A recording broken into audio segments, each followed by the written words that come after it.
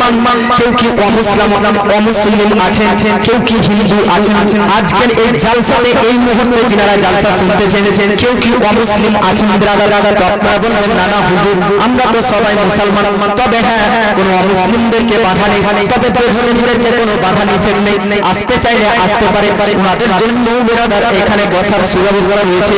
কুরআন শুধু মুসলমানদের জন্য হেদায়েতের বার্তা নয়, নবীজি শুধু পৃথিবীর মধ্যে মুসলিম মুমিনদের জন্য নবী হয়ে এসেছেন এমনটা কথা নয়। যেমন আমার নবীজি গোটা বিশ্ববাসীর জন্য নবী হয়ে এসেছে, যেমন কুরআন গোটা মাখলুকাত সমস্ত মানব জাতির হেদায়েতের জন্য কুরআন অবতীর্ণ হয়েছে। তাই বাবা পৃথিবীর মধ্যে ব্রাদার আপনাদের আমাদের এই জালসাতে হিন্দুরা চাইলেও আসতে পারে, খ্রিস্টান চাইলেও আসতে পারে, বৌদ্ধ ধর্মের মানুষ চাইলেও আসতে পারে। তবে ব্রাদার যে কথাটা আপনাদেরকে বলতেছিলাম সে কথাটা বলে দিই। আজকের এই জালসাতে যারা উপস্থিত হয়েছিল ব্রাদার প্রত্যেককেই আপনারা আমরা মুসলমান।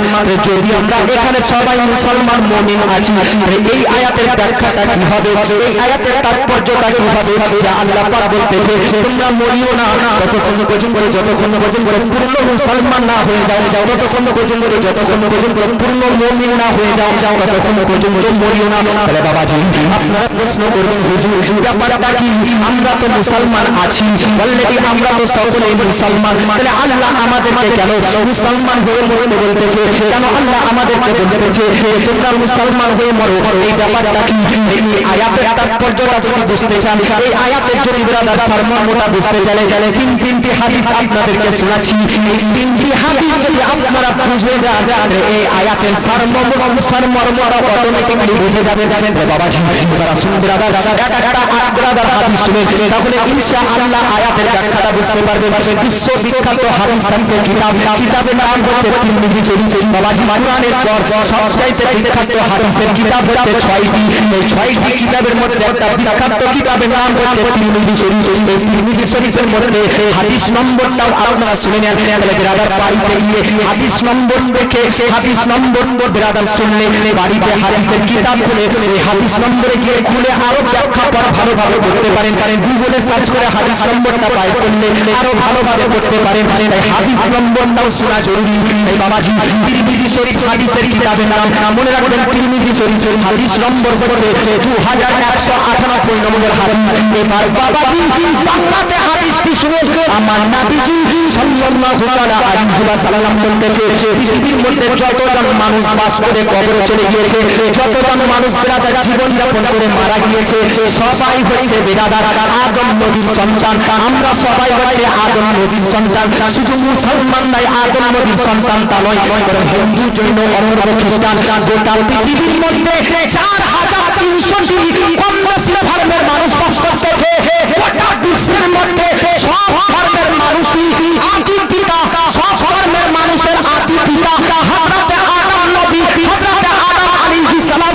এই আদম নবীর সবাই সন্তান, এই আদম নবীর সকলেই সন্তান। আমার নবীজি বলতেছে আদম সন্তানের শুধু মুসলমানরা নয়, শুধু মুমিনরা নয়, বরং নবী বলতেছে আদম সন্তানের মধ্যে অর্থাৎ গোটা পৃথিবীর সব মানুষ জাতির মধ্যে 4 প্রকারেরই মানুষ হবে, 4 প্রকারেরই মানুষ হবে, 4 কোয়ালিটির মানুষ হবে, 4 রকমেরই মানুষ হবে। এর মধ্যে 2 প্রকারের মানুষ জান্নাতের মধ্যে যাবে এবং 2 প্রকারের মানুষ জাহান্নামে যাবে। গোটা পৃথিবীর সকল মানব জাতির মধ্যে 4 প্রকার, 2 প্রকার জান্নাতি, 2 প্রকার জাহান্নামী। এবার আমরা দেখে নেব বাবাজি ওই 2 প্রকার কারা কারা যারা জান্নাতের মধ্যে যাবে, আর ওই 2 প্রকার যারা জান্নাতে যাবে তারা কেনই বা জান্নাতের মধ্যে যাবে, আর যে 2 প্রকার জাহান্নামে যাবে তারা বা কারা? যারা 2 প্রকার জাহান্নামের মধ্যে যাবে তারাই বা কেন জাহান্নামের মধ্যে যাবে? এই 4টা প্রকারের ব্যাখ্যা শুনে ওই আয়াত আর ব্রাদার ব্যাখ্যার মধ্যে ব্রাদার করবে। বাজি ব্রাদার আমার নবীজি সাল্লাল্লাহু আলাইহি ওয়াসাল্লাম বলতেছে আদম সন্তানের মধ্যে 4 প্রকার হবে। শুনলেন এবার বাবাজি 1 নম্বর প্রকার কারা হবে, 1 নম্বর কোয়ালিটির মানুষ কারা হবে, 1 নম্বর প্রকার 1 নম্বর কোয়ালিটির মানুষ যেমন হবে যারা হবে তারা হচ্ছে জন্মগত মুমিন হবে, জন্মগত মুসলমান হবে, জীবন যাপন করবে মুসলমান হয়ে, জীবন যাপন করবে মুমিন হয়ে, এমনকি মারাও যাবে মুমিন হয়ে মুসলমান হয়ে। কি বুঝা গেল? 4 প্রকারের মধ্যে প্রথম প্রকার হচ্ছে জন্মগত মুসলমান, জীবন যাপন করেছে মুসলমান হয়ে, মারাও গিয়েছে মুমিন মুসলমান হয়ে। এরা কারা? এদের জন্য তো আল্লাহ কোরআনের মধ্যে 18 নম্বর পারা সূরার নাম সূরা মুমিনুন আয়াত নাম্বার 1 আল্লাহ পাক বলতেছে কদ আফলাহাল মুমিনুন এরাই হচ্ছে সফল মুমিন এরাই হচ্ছে প্রকৃত মুমিন আর এদের জন্যই তো রয়েছে জান্নাতের মধ্যে সুস্থান জোরে বলে কথা বুঝতে পারছেন না শুধু মাথার উপর দিয়ে চলে যাচ্ছে বুঝতে পারছেন কি না তাহলে গোটা পৃথিবী সকল মানব জাতি কত প্রকারের হবে উত্তর দান জোরে বলুন কত চার এর মধ্যে আমি এক নম্বর প্রকার বললাম জন্মগত মুসলমান হবে আমরা সবাই জন্মগত মুসলমান জীবন যাপন করবে মুসলমান মুমিন হয়ে আমরা জীবন যাপন করছি মুসলমান মুমিন হয়ে এবং মারাও যাবে মুসলমান মুমিন হয়ে এরাই হচ্ছে আসল মুমিন প্রকৃত মুমিন সফল মুমিন সাকসেসফুল মুমিন এদের জন্য রয়েছে জান্নাত জোরে বলে তা আমরা প্রথম প্রকারের যে তিনটি স্টেজ জন্মগত মুমিন হতে হবে জীবন যাপন করবে মুমিন হয়ে মারাও যাবে মুমিন হয়ে তো প্রথম প্রকারের যে তিনটি স্টেজ তিনটি প্ল্যাটফর্ম এর মধ্যে এক নম্বর প্ল্যাটফর্ম আমরা পাস করেছি জন্মগত মুমিন হয়ে দুই নম্বর প্ল্যাটফর্মটা পার করতেছি জীবন যাপন করতেছি মুমিন হয়ে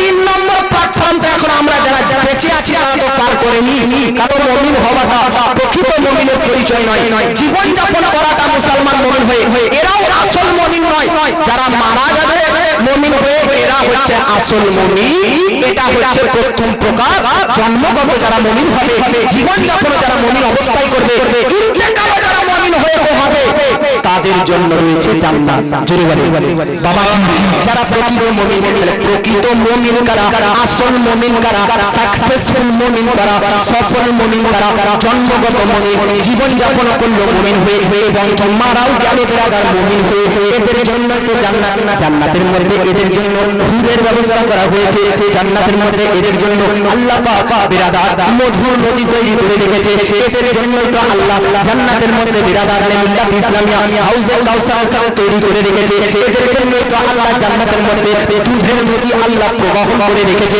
এদের জন্য জান্নাতের মধ্যে সরসের নদী আল্লাহ পাক প্রবাহিত করে রেখেছে এদের জন্য তো জান্নাতের মধ্যে ফল ফ্রুটের ব্যবস্থা করেছে এদের জন্য জান্নাতের মধ্যে আল্লাহ পাক বড় বড় ইমারতের ব্যবস্থা করেছে বাবাজি প্রথম প্রকার কারা যারা জন্মগত মুমিন হবে জীবন যাপন মুমিন অবস্থায় করবে এবং মারাও যাবে মুমিন হয়ে এরাই হচ্ছে সাকসেসফুল সফল আসল মুমিন এদের জন্য রয়েছে জান্নাত আমার নবীজি বলেছে চার প্রকারের মধ্যে দুই নম্বর প্রকার কারা দুই নম্বর প্রকার যারা তারা হবে জন্মগত কাফের জীবন যাপন করবে বেদিন কাফের হয়ে এবং মারাও যাবে কাফের হয়ে বলুন এদের জন্য জান্নাত না জাহান্নাম জোরে বলে বাহ তাহলে বুঝতে পারছেন আপনারা ভুলার আগে আপনারা বলে দিয়েছেন জাহান্নাম তাহলে ইমাম সাহেব খুব আপনাদেরকে ভালো সার্ভিস দিয়েছে মনে হচ্ছে নাকি যে বলতেই হলো না আপনারা তার আগেই বলে দিলেন হুজুর এরা হবে জাহান্নাম বাহ বাহ বাহ বাহ মহব্বত করেন সুবহানাল্লাহ তাহলে বাবাজি দুই নম্বর প্রকার কারা হবে যারা বেদিন হয়ে জন্ম নিবে বেদিন অবস্থায় জীবন যাপন করবে এবং বেঈমান কাফের হয়ে মারা যাবে আরেকবার বলেন তো এদের জন্য জান্নাত না জাহান্নাম স্বাভাবিক কথা রাতের বিপরীত দিনের বিপরীত আলোর বিপরীত অন্ধকার অন্ধকারের বিপরীত আলো ফর্সার বিপরীত কালো কালোর বিপরীত ফর্সা প্রথম প্রকার নবী বলল জন্মগত মুমিন জীবন যাপন মুমিন অবস্থায় এবং মারা যাবে মুমিন অবস্থায় এরা জান্নাতি এর ফুল বিপরীত হচ্ছে জন্মগত কাফের জীবন যাপন করবে কাফের হয়ে এবং মারাও যাবে কাফের অবস্থায় ই হচ্ছে বেরাদান মিল্লাত ইসলামে জাহান্নামী তাহলে ই আসল কাফের আর প্রথম প্রকার আসল মুসলমান আসল মুমিন আসল মুমিন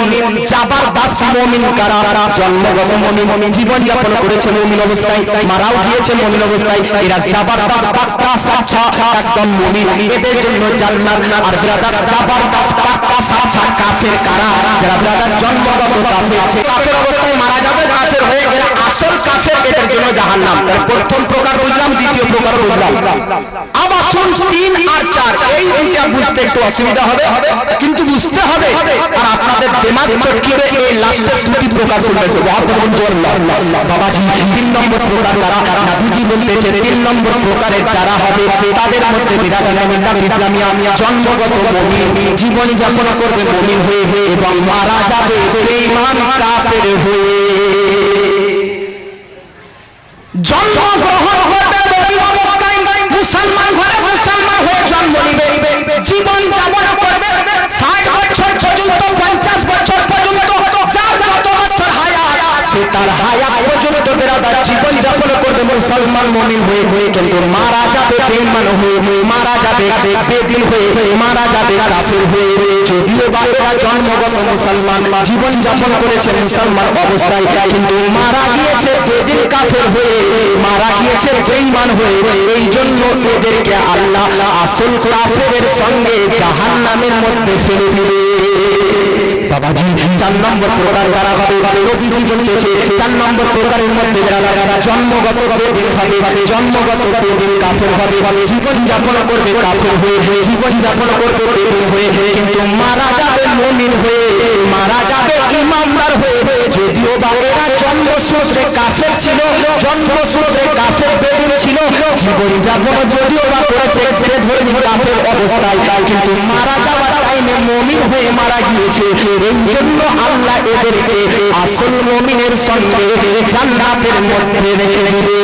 সুবহানাল্লাহ, সুবহানাল্লাহ। কি বুঝা গেল? আসল মুমিন কারা? প্রকৃত মুমিন কারা? সাকসেসফুল মুমিন কারা? সফল মুমিন কারা? জন্মগত যারা মুসলমান তারা আসল মুমিন না। যারা যারা জীবন যাপন করতেছে মুসলমান মুমিন অবস্থায় এরাও আসল মুমিন না। বরং আসল মুমিন কারা? যারা জন্মের পাশাপাশি, জীবন যাপনের পাশাপাশি মরেছে মুমিন হয়ে, এরাই হচ্ছে আসল মুমিন। তার কারণ নবী বলতেছে পৃথিবীতে এমন কিছু মানুষ হবে যারা যারা জন্মসূত্রে মুসলমান মুমিন তো হবে, সারা লাইফ জীবন যাপন করবে মুমিন অবস্থায়, মুসলমান অবস্থায়, কিন্তু মারা যাবে বেঈমান হয়ে। এই জন্য তাদেরকে জাহান্নামে দেওয়া হবে। কিন্তু পৃথিবীর মধ্যে বেদিন হয়ে জন্ম নিবে, বেদিন হয়ে জীবন যাপন করবে, কিন্তু মারা যাবে ঈমানদার হয়ে। তার জন্য তাদেরকে আসল মুমিনের সঙ্গে জান্নাতের মধ্যে দেওয়া হবে। এই বাবাজি আসল মুমিন তো তারা, প্রকৃত মুমিন তো তারা, সাকসেসফুল মুমিন তো তারা, সফল মুমিন তো তারা যারা এই পৃথিবী থেকে ঈমানি অবস্থায় ইন্তেকাল করেছে, তারাই হচ্ছে প্রকৃত এবং আসল মুমিন। নারায়ে তাকবীর, নারায়ে তাকবীর, নারায়ে রিসালাত, মাসলাকে আলা হযরত উলামায়ে আহলে সুন্নাহ। তাহলে ব্রাদার আব আপনাদেরকে এই হাদিসটা বুঝতে পারলেন কি পারলেন না একটু চেক করি প্রশ্নে আকারে বলেন তো।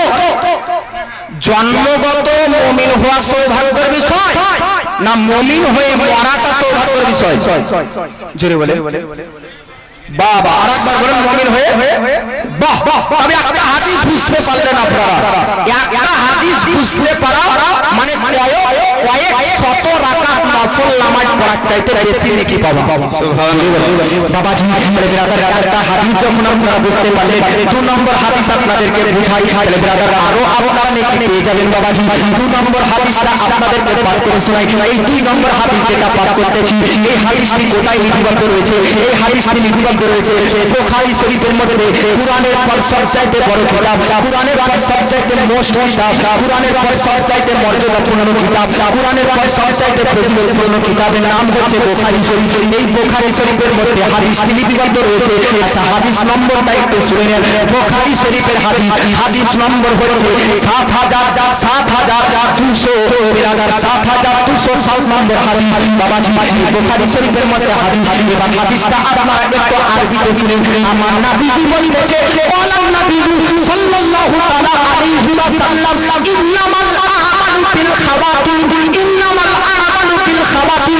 আমার নবীজি বলতেছে নিশ্চয় বান্দা বান্দীদের আমল, নিশ্চয় বান্দা বান্দীদের নেক কাজ, নিশ্চয় বান্দা বান্দীদের নেকি, নিশ্চয় বান্দা বান্দীদের সৎ কাজ, নিশ্চয় বান্দা বান্দীদের রোজা, হজ, যাকাত, যাবতীয় উপাসনা আরাধনা সব কিছু আল্লাহর দরবারে কবুল হওয়া নির্ভর করে তার জীবনের শেষ মুহূর্ত মৃত্যুর উপর, মানে যদি মৃত্যুটা হয় ঈমান অনুযায়ী, জীবনের সব আমল, সব নেকি, সব কাজ আল্লাহর দরবারে কবুল হবে।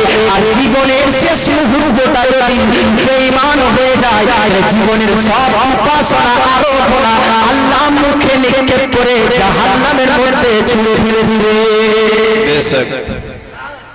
হাদিস নিশ্চয় আমল, মানুষের সৎ কাজ, মানুষের নেক কাজ, এ সব নির্ভর করে আপনার আমার জীবনের মৃত্যু মুহূর্তের উপর, শেষ মুহূর্তের উপর।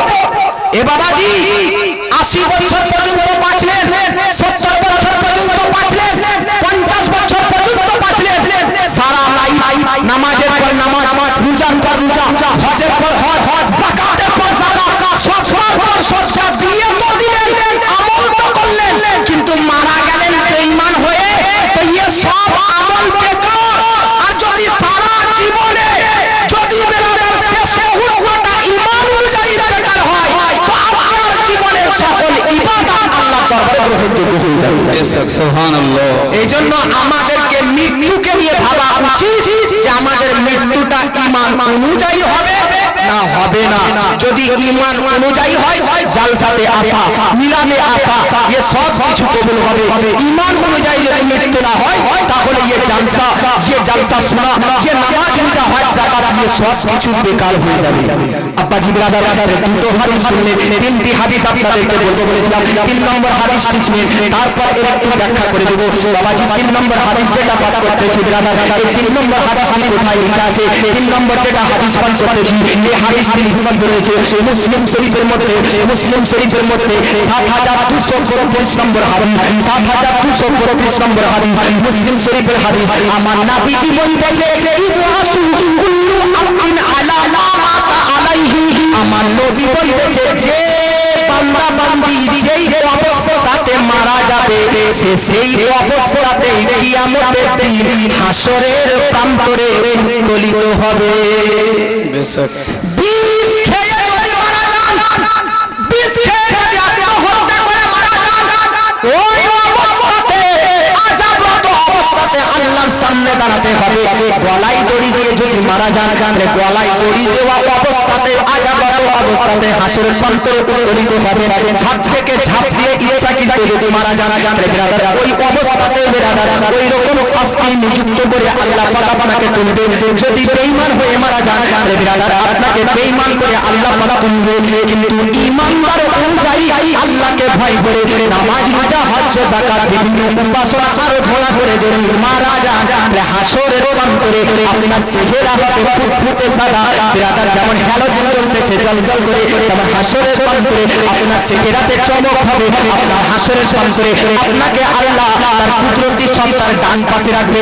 যদি ঈমান অনুযায়ী ইন্তেকাল হয়, হাসরের প্রান্তরে আপনার ডান হাতে আপনার আমলনামা দেওয়া হবে। কেন কেন কেন যারা জাহান্নামী হবে, হাসরের ময়দানে আল্লাহ তাদের আমলনামা তাদের বাম হাতে দিবে, আর যারা জান্নাতি হবে তাদের আমলনামা তাদের ডান হাতে দিবে। ও বাবাজি, ঈমান অনুযায়ী ইন্তেকাল করা নির্ভর করে মিল্লাত ইসলামিয়া ডান হাতে আমলনামা পাবে না বাম হাতে আমলনামা পাবে। ডান হাতে আমলনামা পাওয়া নির্ভর করে ঈমানি অবস্থায় ইন্তেকাল করার উপর। হাসরের ময়দানে আরশের ছায়া তলে থাকাটা নির্ভর করে ঈমানি অবস্থায় ইন্তেকাল করার উপর। হাসরের প্রান্তরে আমার নবীজির জামানের তলে থাকাটা নির্ভর করে ঈমানি অবস্থায় ইন্তেকাল করার উপর। ফুলসিরাতের রাস্তা চুলের চাইতে সূক্ষ্ম, চুলের চাইতে ধারালো রাস্তাতে কারেন্টের গতিবেগে পার করা নির্ভর করে মিল্লাত ইসলামিয়া ঈমানি অবস্থায় ইন্তেকাল করার উপর।